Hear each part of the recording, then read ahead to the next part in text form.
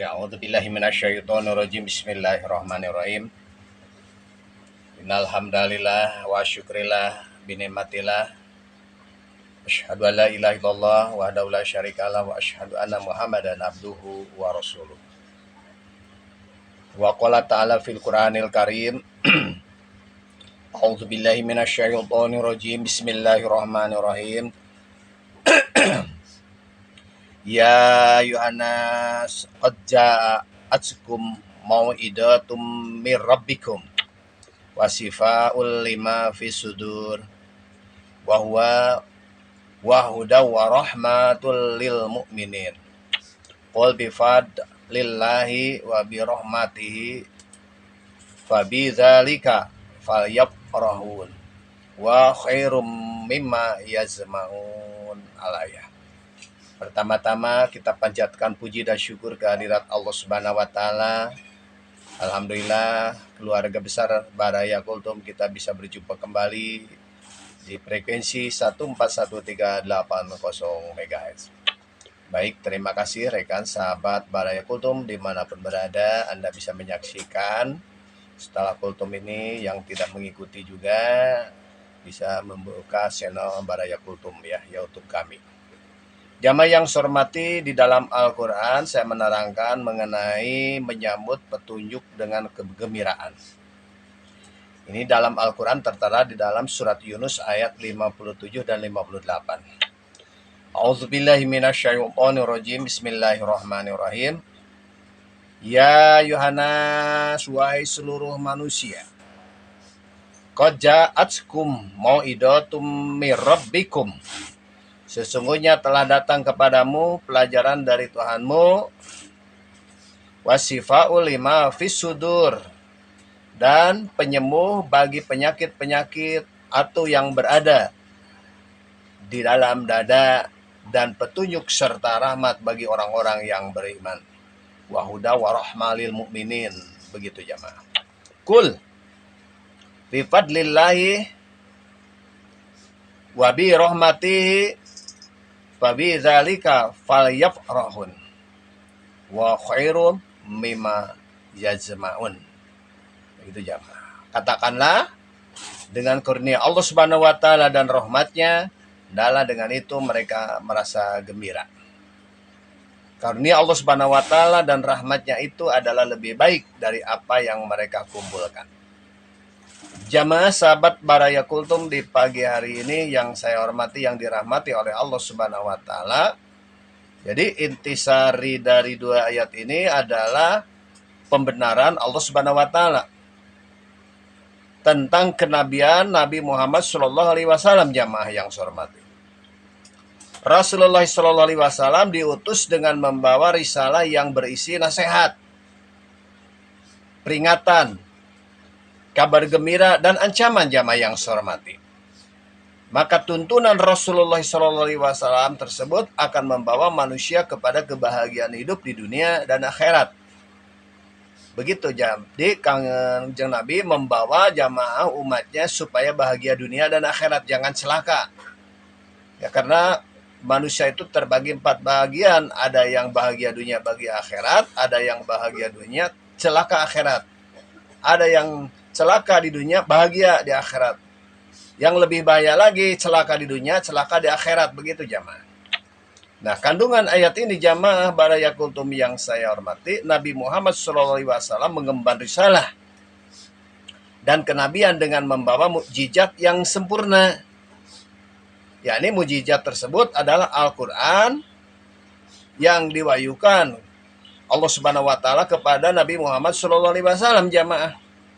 Ya, beliau melalui perantaraan malaikat Jibril. Jadi disampaikan oleh malaikat Jibril. Nah, di dalam Al-Quran terhimpun obat bagi segala macam penyakit, baik penyakit akidah maupun penyakit akhlak yang buruk. Begitu jamaah. Orang yang membaca Al-Quran insya Allah jamaah tidak akan terkena penyakit pikun. Mangga silahkan. Dan matanya apabila sudah kembali kepada usia 63 tahun, jamaah insya Allah akan jelas melihat Al-Quran. Alhamdulillah mertua saya sudah lanjut membaca Al-Quran di waktu yang redup dia tidak menggunakan kacamata. Dia jelas sekali. Pun biang. Jamaah yang saya hormati, wa nunazilu minal Qur'an ma huwa sifa'u wa rahmatul lil mu'minin wa la yajidu zalimin ila khasyaron. Dan kami turunkan dari Al-Quran sesuatu yang menjadi penawar atau obat dan rahmat bagi orang-orang yang beriman. Dan Al-Quran itu tidaklah menambah kepada orang-orang yang zalim selain kerugian saja. Monggo baca banyak Al-Quran jamaah yang saya hormati. Jangan kita mengabaikan walaupun hanya satu ayat. Dan mendengar pun kita akan mendapatkan rahmat jamaah yang saya hormati. Obat yang terhimpun, sempurna dan terjaga dengan baik itu jamaah yang saya hormati, ya. Ini dikemas di dalam bentuk perintah dan larangan yang akan mengarahkan perilaku manusia jamaah yang saya hormati menuju hakikat kesempurnaan jiwa. Al-Quran ini merupakan petunjuk yang nyata bagi sekalian umat manusia jamaah yang saya hormati. Ya.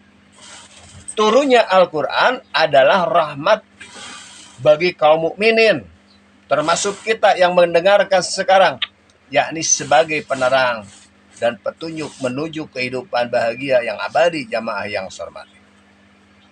Jamaah Baraya Kultum yang saya hormati di pagi hari ini, Al-Quran sebagai petunjuk kebenaran yang mutlak, ya,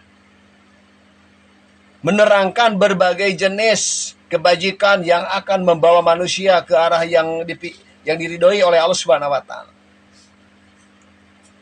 Serta menunjukkan berbagai jenis kejahatan yang harus dihindari manusia kita. Kita kan ada doa, Allahumma arinal haqqa haqqa warzuqna tibaa warinal batil batila warzuqna itinaba. Begitu dalam Al-Quran. Ya Allah, apabila itu jelas baik, maka tampakkanlah kebaikannya agar kami ini bisa mengikutinya. Dan apabila itu jahat, jelek, maka tampakkanlah kejelekan itu supaya kita bisa menjauhinya. Itu ada dalam Al-Quran jamaah yang sama. Maka oleh karena itu jamaah hendaknya kaum mukminin ini benar-benar melaksanakan perintah-perintah yang tertuang, ya, di dalam Al-Quran. Sambil kita bertekad dan bersungguh-sungguh menghilangkan akhlak yang kurang baik. Jamaah Baraya Kultum yang saya hormati di pagi hari ini, apabila segala perintah Allah Subhanahu wa taala tersebut dilaksanakan sesuai dengan tuntunannya, ya, maka akan sampailah manusia pada kesucian diri subhanallah. Ini dengan membaca Al-Quran jamaah. Ya. Baik lahirnya ataupun batinnya sesuai dengan fitrah dan hakikat penciptaannya. Jamaah Baraya Kultum yang saya hormati, sebaliknya, apabila manusia memilih sikap hidup yang hanya memenuhi hawa nafsu saja, ia akan terjerumus ke dalam akidah yang batil dan akhlak yang kurang baik. Sekarang banyak jamaah yang saya hormati erosi akhlak, ya. Jamaah yang saya hormati karena disumpah dengan Al-Quran tapi tidak melaksanakan Al-Quran. Manakala jamaah yang saya hormati, saya yang paling bertakwa kepada Allah Subhanahu wa taala, jamaah disumpah dengan Al-Quran di kepalanya, tetapi Al-Quran tidak dibaca isinya. Ya terjadilah kerusakan akhlak. Nah itu jamaah yang saya hormati. Seperti manipulasi, memeras, kezaliman, dan lain-lainnya. Ya Allah, ya Rabbi. Ya akan terjerumus ke dalam akidah yang batil dan akhlak yang bejat. Apalagi jamaah yang saya hormati kalau kita tidak diutamakan atau dihapus masalah keagamaan. Subhanallahu Akbar. Jamaah yang saya hormati pada pagi hari ini yang saya hormati, ya, keadaan seperti ini sangat sulit diobati jamaah kalau sudah terjadi seperti ini. Bahkan dapat menimbulkan penyakit rohani juga yang lebih kronis dan menyebabkan kehancuran. Jadi apabila agama sudah aneh jamaah yang saya hormati disampaikan, Maka kalau misalnya tuntunan dan tontonan jamaah, kalau Anda lihat lebih banyak tontonan daripada tuntunan. Itu jamaah yang saya hormati. Nah, di dalam tafsir Al-Munir dijelaskan jamaah 4 sifat Al-Quran, yaitu sebagai yang pertama bentuk pelajaran yang baik dari Allah Subhanahu wa taala, ya, yang menggabungkan antara targhib atau dorongan dan tarhib atau ancaman jamaah yang saya hormati. Selanjutnya manusia yang melaksanakan perbuatan baik dan meninggalkan perbuatan buruk, ini akan mendapatkan ganjaran jamaah yang saya hormati. Sebagaimana Allah Subhanahu wa taala berfirman, "Hadza bayanul linnas wa huda wa mau'idatul lil muttaqin." Al-Quran ini adalah penerang bagi seluruh manusia dan petunjuk serta pelajaran bagi orang-orang yang bertakwa jamaah yang saya hormati. Anda bisa membaca surat Al-Imran ayat 138 jamaah. Jamaah barayakultum yang saya hormati, yang kedua, penyembuh hati dari subhat atau keraguan, nifaq, kufur, serta keyakinan dan akhlak yang jelek. Bagaimana Allah Subhanahu wa taala berfirman dalam Al-Qur'an, "Wa nunajilu minal Qur'ani ma huwa syifaa'u wa rahmatul lil mu'minin wa la yajidu dhalimina illa khasara." Gitu. Dan kami turunkan dari Al-Quran sesuatu yang menjadi penawar atau obat jamaah yang saya hormati, dan rahmat bagi orang-orang yang beriman. Dan Al-Quran itu tidaklah menambah kepada orang-orang yang zalim selain hanya kerugian saja jamaah yang saya hormati. Selanjutnya, jamaah barayakultum yang saya hormati di pagi hari ini, yang ketiga, petunjuk kepada kebenaran, keyakinan, dan jalan yang lurus yang membuat pelakunya berhak mendapatkan kebahagiaan di dunia dan akhirat. Bagaimana Allah Subhanahu wa taala, "Walau ja'alnahu Qur'anan a'jamiyyan laqalu laula fusilat ayatuhu a'jamiyyu wa arabiyyu qul walilladzina amanu dawa shifa walladzina la yu'minuna fi adhanihim waqru wahuda wa huwa alaihim aman ulaika yunadauna mim makanim ba'idun." Begitu jamaah. Dan jikalau kami jadikan Al-Quran itu suatu bacaan di dalam bahasa selain Arab, tentulah mereka mengatakan, jamaah, mengapa tidak dijelaskan ayat-ayatnya? Ya, jamaah yang saya hormati, apakah patut Al-Quran di dalam bahasa asing, sedang Rasul adalah orang Arab? Katakanlah, Al-Quran itu adalah petunjuk dan penawar bagi orang-orang yang beriman. Dan orang-orang yang tidak beriman, pada telinga mereka ada sumbatan jamaah. Panas rasanya kalau mendengarkan Al-Quran jamaah yang saya hormati. Saya panas nih kalau mendengarkan Al-Quran. Bagi orang tahu, nanaunan segala. Begitu kan? Sedangkan Al-Quran itu suatu kegelapan bagi mereka. Mereka itu adalah seperti orang-orang yang dipanggil dari tempat yang jauh. Bagi orang yang jolim, bagi orang yang tidak suka. Apa bedanya jamaah yang saya hormati dalam Al-Quran surat Al-Baqarah, "Innal ladzina kafaru sawa'un 'alaihim andzartahum am lam tundzirum la yu'minun." Begitu. Khatamallahu ala qulubihim wa ala sam'ihim wa ala absarihim ghishawatu wa lahum adzabun alim. Sudah jelas. Sesungguhnya orang yang ingkar, yang tidak mau diajak, walaupun Anda ajak ataupun tidak, tetap la yu'min. Khatamallahu ala qulubihim, sudah dikunci hatinya oleh Allah Subhanahu wa taala, wa ala sam'ihim, pendengar, wa ala absarihim, penglihatan. Bukan tidak tahu, bukan tidak mendengar, bukan tidak melihat, tetapi Allah sudah mengunci hatinya. Kalau sudah terjadi seperti ini, maka ajab Allah yang sangat pedih. Jamaah yang saya hormati, yang keempat, rahmat khusus bagi orang-orang yang beriman ini. Dengan rahmat ini, jamaah yang saya hormati, ya, keluarlah orang-orang yang beriman dari kegelapan, ya, yang menyesatkan kepada cahaya keimanan, sehingga menghalangi mereka dari api neraka dan mengangkatnya ke derajat surga. Amin. Ya Allah, ya Rabbal Alamin. Penghususan jamaah kepada orang-orang yang beriman di sini tidak lain karena mereka dapat mengambil manfaat dari keimanannya. Jamaah sahabat Baraya Kultum yang saya hormati, yang terakhir, barang siapa yang beriman, akan selamatlah jiwanya dari kekufuran dan kesesatan. Ingat, iman itu yang juduk wayan khusus, suatu saat naik dan suatu saat turun.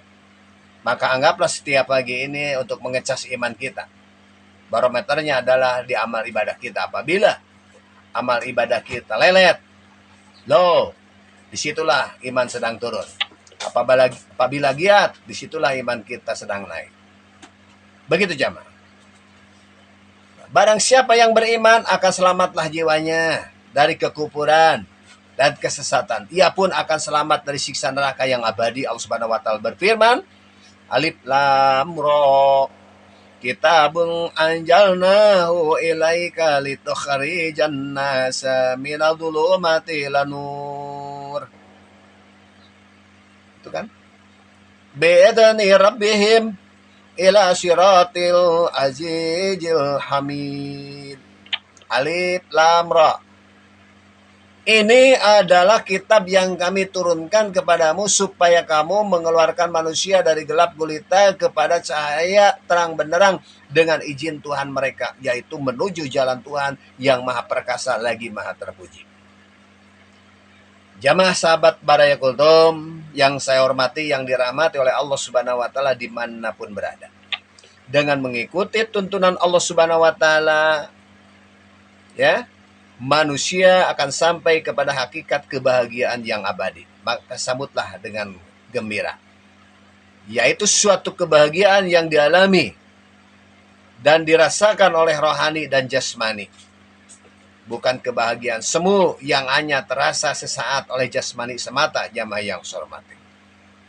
Kebahagiaan abadi ini, jamaah, merupakan limpahan kurnia Allah Subhanahu wa taala yang sepatutnya disambut dengan gembira.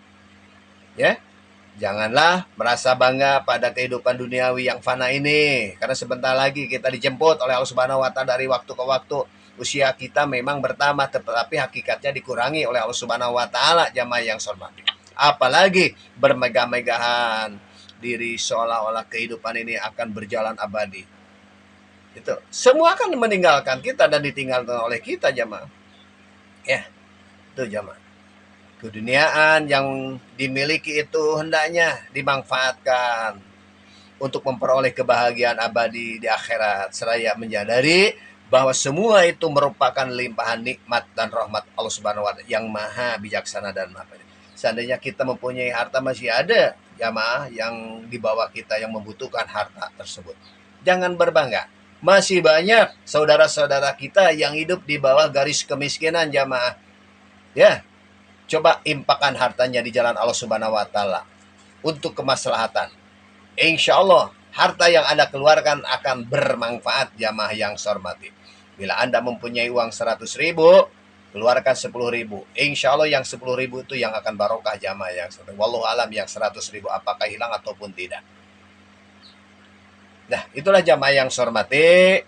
Kita berdoa kepada Allah Subhanahu wa taala, wahai Tuhan kami, limpahkanlah rahmat dan karunia kepada kami semua keluarga besar Baraya Kultum yang mendengarkan, baik yang belum mendengarkan, yang membuka tayangan kami pada pagi hari ini. Sempurnakanlah bagi kami petunjuk-Mu dalam segala urusan kami. Amin. Ya Allah, ya Rabbal Alamin. Rabbana atina fid dunya hasanah wa fil akhirati hasanah wa qina adzabannar. Subhana rabbika rabbil izzati amma yasifun wa salamun alal mursalin walhamdulillahirabbil alamin. Assalamualaikum warahmatullahi wabarakatuh.